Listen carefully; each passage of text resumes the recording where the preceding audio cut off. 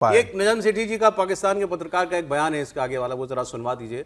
वो तो खुल के कह रहे हैं कि भाई आप मानिए ना मानिए, ट्रंप हार गए इसमें, अगर वो चाह रहे हैं कि ईरान लिख के देखिए सरेंडर है, जिस दिन अमेरिका समझौते की मेज पे आया उस दिन ही अमेरिका का सरेंडर हो गया था।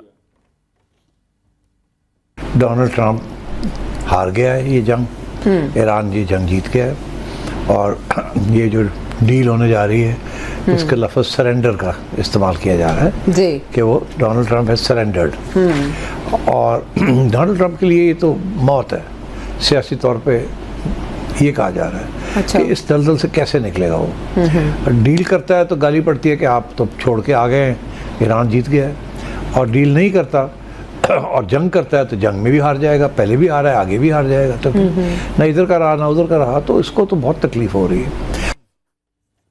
बिल्कुल ठीक बात है साहब, मेरी नजर में तो ये असेसमेंट बिल्कुल ठीक है। जंग में वो आप ईरान को हरा नहीं पाए हो, समझौते पे अपनी शर्तें थोप नहीं पाए हो, तो हारा तो अमेरिका ही।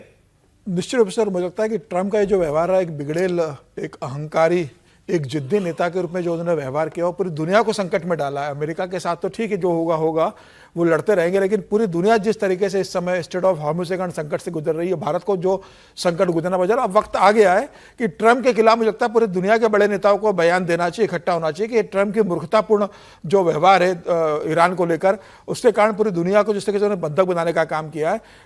उनके विदेश मंत्री तो कह रहे थे कि भाई कॉमा और फुल स्टॉप की बातचीत हो रही, बाकी हमारे सारी बातचीत हो गई, किससे बात हुई थी, किस पे सहमति बनी थी, और कल हमला शुरू हो गया, फिर से पूरी बातचीत पटरी से उतर गई है।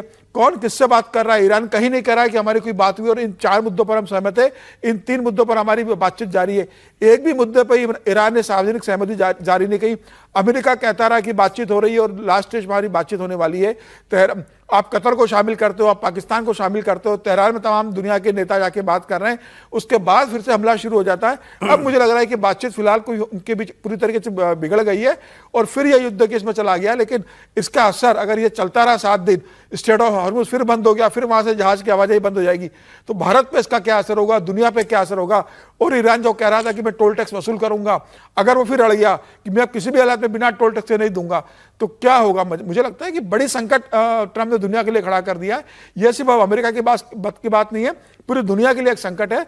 और अमेरिका का विरोध और ट्रंप का विरोध सबको करना चाहिए, भारत को भी इसका विरोध करना चाहिए कि आपके इस बिगड़ेल और जिद्दी व्यवहार के कारण पूरी दुनिया सफल हो रही है। ट्रंप, इन्होंने, रूबियो ने यह भी कहा वहां कांग्रेस में अपने सेनेट में कि ईरान के साथ पहली शर्त ही यह है कि वो स्टेट ऑफ हॉर्मुज़ को खोले। वो मानने को तैयार नहीं है फिलहाल, वो अपनी बात पहले मनवाना चाहता है कि ब्लॉकेट पहले खोला जाए। एक बड़ी बात और मार्को रूबियो ने बताई, जिसका जो पूरी दुनिया को, जिसके बारे में उत्सुकता थी कि कहां है ईरान के supreme leader Mojtaba Khamenei, Ali Khamenei के बेटे। तो उनके बारे में रूबियो ने कहा है कि मुज्तबा ना सिर्फ जिंदा हैं बल्कि पहले से ज्यादा एक्टिव होकर ईरान के अहम फैसलों में वो शामिल हैं। रूबियो ने अमेरिकी सेनेट के पैनल को यह बताया कि उनके पास ऐसे पुख्ता संकेत हैं जो ये बताते हैं कि ईरान के नए सुप्रीम लीडर मुज्तबा खामेनेई किसी ना किसी स्तर पर देश के अहम फैसलों में सक्रिय हैं। Was wondering at the outset if you could talk to us a little bit about the fractured Iranian regime and how that might be making negotiations more difficult. Let me try to give this answer to you in a way that's not boring or wonky, because it's been a shift. Obviously, the original supreme leader, the one that was there, is no longer with us. His son takes over. Nobody hears from him for a month. By all reports, open source reporting, I think you've all seen it, he was severely injured in the same strike, and so forth. Are you confident he's still alive, by the way? Yeah, I think there's indications that, in fact, we've not heard from him publicly, we haven't seen him publicly, and I would imagine, given what's happened to multiple leaders in that system, being very public is probably not something that's recommended for them internally. But that said, I think there are indications out there that he is increasingly engaging. Mojtaba Khamenei का जीवित होना, active होना, जैसा Rubio साहब कह रहे हैं, ये दुनिया में शांति के लिए किस रूप से देखा जाए, क्योंकि ये भी कहा गया था कि ये अपने पिता से ज्यादा कट्टर है। इनके पिता ने तो ये कम से कम फैसला लिया हुआ था कि न्यूक्लियर हथियार नहीं बनाएंगे, लेकिन क्या मुज्तबा खामेनेई ऐसा सोचते हैं?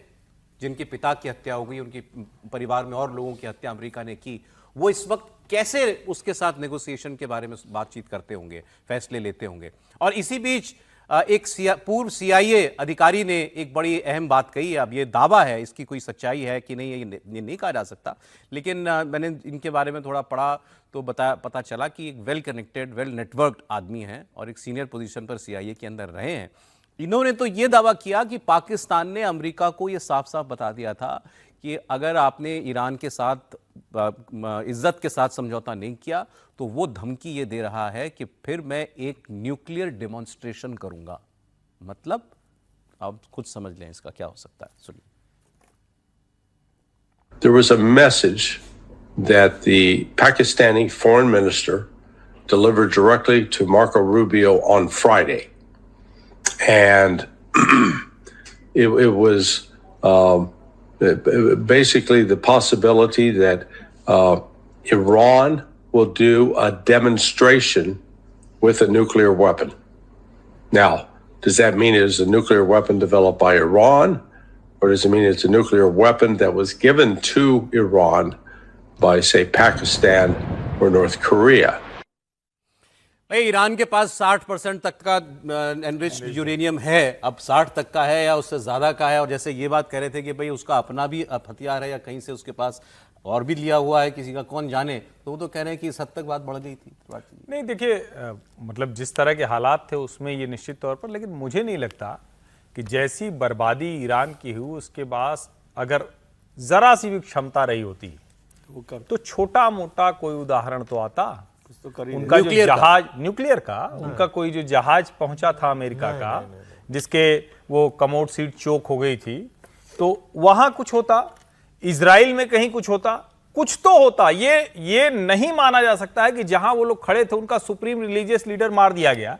एक के बाद हर दिन सुबह 3 नेता उनके मार दिए जाते थे, उनके IRGC के कमांडर, कुछ कमांडर जितने थे सब मार दिए गए, इंटेलिजेंस चीफ, और उसके बाद भी वो उसको रखे रहेंगे कि अच्छा चलो किसी और दिन इस्तेमाल करेंगे। मुझे ये लगता नहीं, मुझे किसी कीमत पर नहीं लगता है।